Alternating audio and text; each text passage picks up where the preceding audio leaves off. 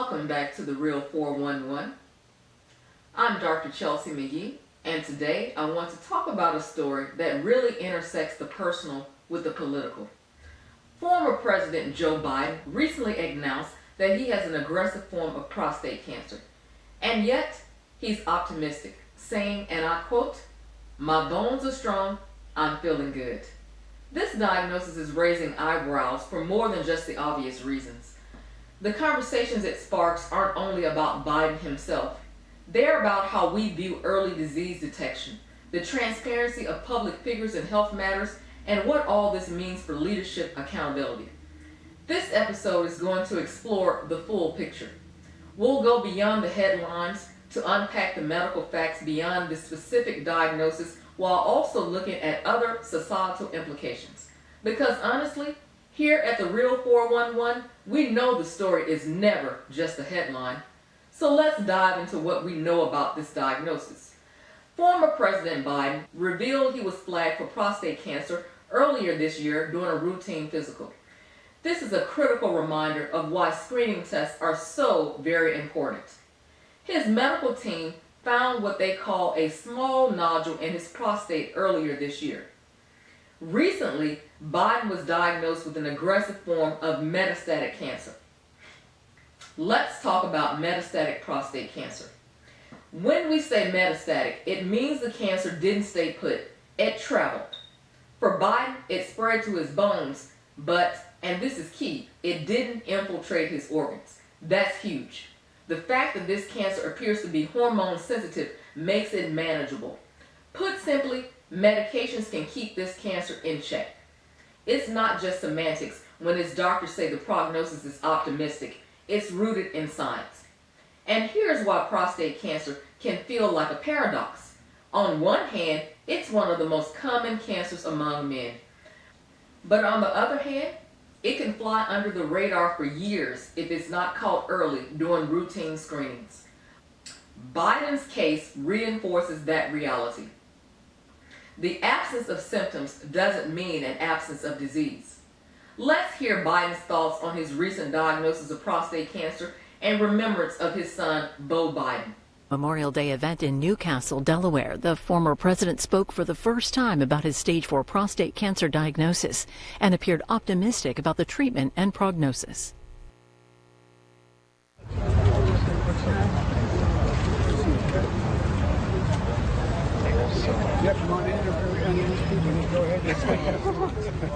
President Biden, how are you feeling? I'm feeling good. You look good. You look good. Well, the prognosis is good. You know, we're working on everything. It's moving along. I feel good. Have you decided on your treatment options? Yeah, we have. We're underway, and all the folks are very optimistic. And so you've started treatment? Oh yeah. Okay.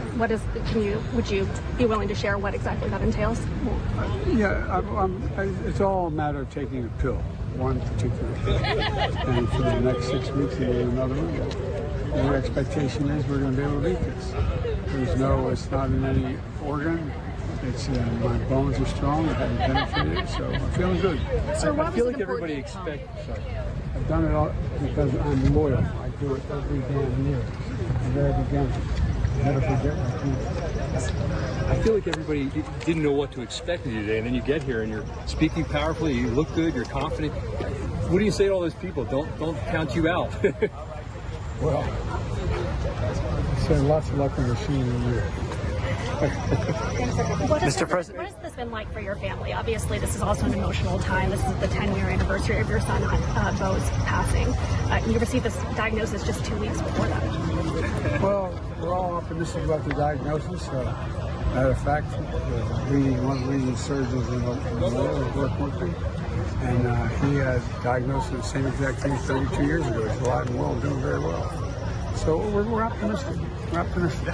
And there's also been a lot of discussion recently about your mental and physical capabilities while you were in office. You can see that. I'm mentally incompetent, and I can't walk, and I could beat the hell out of both of them. Well, do you want to reply to any of those reports, and also to the fact that there are some Democrats who are now questioning whether you should have run for re-election in the first place? Why didn't they run against me then?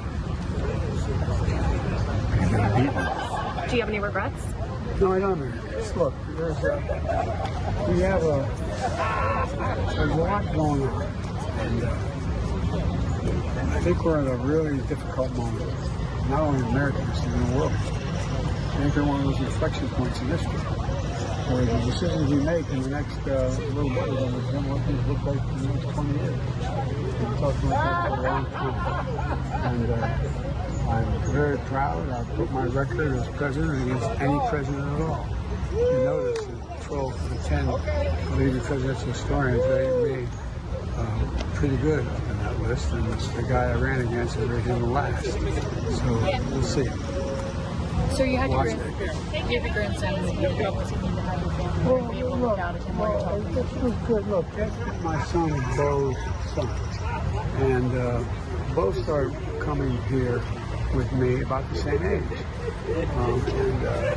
So it's, and he wanted to be where his dad has been and what he's doing. He just graduated from high school and going off to college in the fall. And I'm really proud of him. He is the son of his father. And here's a social media post from Joe Biden where he explains that cancer touches us all. Like so many of you, Jill and I have learned that we are strongest in the broken places. This reminds me of a patient I treated a few years ago. He was in for a cardiac consult, but his primary care physician ran a prostate-specific antigen test, something many men skip after a certain age. Well, turns out his levels were elevated. A biopsy led to an early-stage cancer diagnosis. I'll never forget what he said later. Dr. Chelsea, that routine test saved my life. Honestly, it's stories like his that need to stand out in a discussion like this. Early detection changes outcomes. It saves lives. But with Biden's case, the focus isn't just on survival. It's about quality of life and the broader implications of his transparency. Whether he beats this or not, his decision to go public sheds light on the importance of watchfulness. And let's be real, it opens the door for better conversations, both medically and socially. Understanding Biden's condition reminds me why early intervention matters, but also why medicine is never a one-size-fits-all journey. There's so much more to unpack, from how we treat this illness to the ripple effects of leadership under scrutiny. When former President Biden disclosed his aggressive prostate cancer diagnosis, the media's response was immediate and wide-ranging, from sympathetic bipartisan support to sharp criticism. The coverage revealed a lot more about our political and social climate than just Biden's health. You see, these narratives, they're not just reporting facts, they're shaping public perception. Now, Fox News, for instance, has been quick to jump to questions about Biden's mental fitness. Words like competence and transparency got tossed around, and even whispers of whether this diagnosis was a distraction from other criticisms. On the other side, you have outlets like C-SPAN and The Guardian striking a different tone, focusing on the humanity of his battle and the bipartisan support he's received. But this conversation doesn't just live on TV. Social media turns these fragmented takes into battlegrounds. Users weaponize posts, memes, and headlines to either defend Biden or question how transparent he's really been with the public. It's a reminder that public figures, especially presidents, walk a razor-thin line. One misinterpreted soundbite is amplified 1,000 times over. And here's where it gets complicated. Should we demand full transparency about a leader's health? Or does that violate their right to privacy? I mean, I see both sides. Trust is vital for leadership. A president making decisions that affect millions should ideally so with a sound mind and body, but airing every detail about their health, that's not so straightforward. And honestly, does it make us more compassionate or just more judgmental? One thing that sticks with me is how age has now become tied to these narratives. Biden's diagnosis, and even before that, comments on his mental acuity has fueled the debate on whether certain age limits should exist for public office. Let me tell you, as a physician, age alone isn't the end-all indicator of ability or vitality. Trust me, I've seen 50-year-olds look sicker than their 90-year-old counterparts. So, reducing conversations about leadership to age is just lazy and reductive. But there's an even bigger question here. Have we weaponized health narratives to serve political agendas? Because if we have, and I think we have, it undermines not just the individual under scrutiny, but how we as a society talk about illness and resilience. It shifts our focus from asking the right questions, like how we improve healthcare equity and advance early detection methods, to doubling down on political point scoring. All of this brings us back to one essential truth. Leadership is about more than someone's medical chart. It's about integrity, about decisions, and yes, sometimes opening up when it's deeply personal. Biden's decision to go public about his diagnosis, it challenges us to think about what we expect and how we respond. Should his health define everything he's achieved or failed to achieve? That's for us to debate. And you know, as we move forward, remembering the humanity behind the headlines might actually be the most radical thing we can do. Earlier this month, former President Biden stood before a crowd of the 10th anniversary of Beau Biden's death. His Memorial Day address wasn't just eloquent. It carried profound themes of sacrifice, resilience, and unity. He spoke of his son, who served in Iraq, and tied those memories to a larger message about what our nation stands for, defending democracy and honoring the legacies of those who gave their all. And the line that struck me the most: they live on in us, in the strength and freedom of our nation. You know, I often think about events like these as more than ceremonies. They are reminders of what resilience looks like, both on a personal and societal level. And for Biden to stand there, grappling not just with grief, but with his own diagnosis, it's a testament to what perseverance can look like at 82 years old. But his speech wasn't just about memorializing the past. It was a bold call to the future. A future that asks us not to stay stagnant, but to reflect, to keep moving, and yes, to take action, even in the hardest of times. And that brings me to something I don't think we're talking about enough: prostate-specific antigen screening and proactive health care. Now, Biden's case, as public as it is, amplifies a controversy that simmered in medicine for years: age-related prostate-specific antigen screening. You see, his cancer wasn't detected earlier, partly because many guidelines don't recommend routine PSA tests for older men. But here's the thing: those guidelines, they're based on population data, and you as an individual are not a statistic. Ignoring screenings based on age alone can cost lives, plain and simple. This issue hits home for me. I had a relative, a wonderful, obstinate man, who refused PSA testing for years. He was healthy, active, no complaints. Sound familiar? But I kept pushing, gently but persistently, until he finally agreed to the test. Turned out he had an early stage tumor. With treatment, he's alive and thriving today. And let me tell you, seeing him play with his grandchildren last Thanksgiving was all the proof I needed that advocating, even nagging when necessary, can save lives. So, if you're hesitating or someone you love is putting it off, don't. Push for those tests. Fight for that early detection. It may feel uncomfortable, but trust me, it's worth it. Biden's diagnosis also sparked another critical discussion: our role in our own health care. Are we asking the right questions during checkups? Are we demanding answers when something feels just a little off? Biden has world-class care for sure, but the reality is many don't. And for those navigating confusing medical systems, staying proactive isn't just a suggestion, it's a survival skill. If there's one takeaway from this chapter, it's this: diligence is key.